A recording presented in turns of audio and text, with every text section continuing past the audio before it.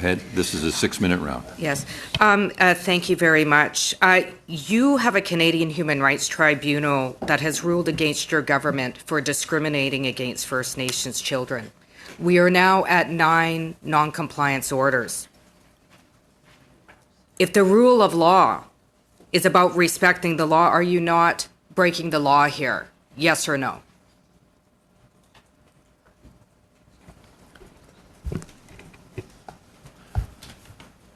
First, thank you for the question. This is a highly emotional yes issue. Or no? Because we're speaking about First Nations children, and this government is resolutely committed to Please allow him to answer the question. Please, let's cut the talkovers and get a question answered, and then move on. So what we're facing as a government is a challenge on many levels. The Prime Minister in his mandate letter to me has been quite clear. We will compensate First Nation children for the harm they have suffered to the extent Chair, that monetary compensation can do so. We'll move on to the next one. Well, this isn't a very important issue to me, MP Gazan, so I'm glad to answer it at a later date. But you're not answering my question. That requires a lot more analysis because it and seems discussion. that your government supports the rule of law when it suits your economic interests. And I say that because many times we end up in these situations in Canada because it does not respect their own laws, their court decisions, or human rights of Indigenous peoples or Indigenous laws. So if upholding the rule of law means respecting law in courts, we can hardly conclude that respecting the rule of law of for Indigenous people and their rights has occurred with this government. Do you agree? I think as Canadians, we only need to look at the examples of a pound maker, Big Bear, Louis Riel, to understand that sometimes invocation of the rule of law has been used against Indigenous peoples to perpetrate historic injustices. That should be clear to everyone in this room and to all Canadians. So just let me help you here. It took you 3 days to come up with an agreement in principle with the hereditary chiefs. I think it's called political will. So just one last question. So in light of the situation with the Wet'suwet'en, it's critical that we achieve the full adoption and implementation of the United Nations Declaration on the Rights of Indigenous People. Last time your government stalled, I was wondering, stalled it, it's critical we pass it. What's your timeline?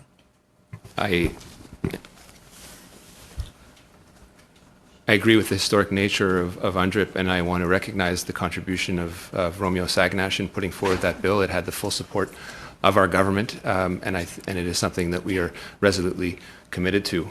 We, as a government, and I commend Minister Bennett for this, achieved in 4 days what couldn't be achieved in 23 years. Minister and that is Miller, very important I appreciate we do have some serious questions here, and I feel like we're getting into story time.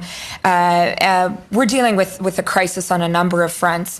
And I heard about all the goodwill here, but the reality is that your party has been in power for the 91 years out of the last 120. The policies of colonization and genocide have come from Liberal governments. So when I hear about no running water and a housing crisis, when I hear about the lack of adequate health care and the third world living conditions, these aren't by accident. They are a result of government policies that you and your colleagues have pushed over the years. So let's connect it to a crisis we're dealing with here and now, right now. People are very concerned about the disproportionate impact that the coronavirus is set to have on Indigenous people. We have to look no further than H1N1 to know exactly how hard it hit the most vulnerable, particularly people in my part of the country. Do you know the rate at which Indigenous people in our region were hit by the H1N1 virus in northern Manitoba? I'll help you with 6 times. When it came to Nunavut, it was 45 times. What's your point of order? With respect, both ministers will be returning here on Thursday, and a lot of these questions with respect to the coronavirus and so on, I believe can be directed at that point. I think they're here. With respect, it's a matter of life and death, and let me connect it to our discussion I'm today. asking for his point of order. Today they're here for very I can't believe we're specific delaying reasons. this over Therefore, questions on the coronavirus. I'm suggesting that relevance is an issue here, Mr. Chair, and I do respectfully submit that this question could be deferred to next Thursday. And Ms. Ashton, go ahead. And I respectfully, I'm shocked that that it would be asked to be delayed when we know that that the government isn't taking this seriously. Let me connect it to the Wet'suwet'en as well. Indigenous people in this country have had enough of the way in which the government, federal government, has ignored their needs, whether it comes from treaty land entitlement, whether it's land claims, and I include the North of 60 agreement that your government betrayed the Dene on, and they've had enough of the way in which living conditions in their region have been ignored. And so I'm shocked that I would be told that I should stay silent about an upcoming, a crisis that we're starting to live right now. And so my question is to the government: what are you doing to take action to make sure First Nations are supported?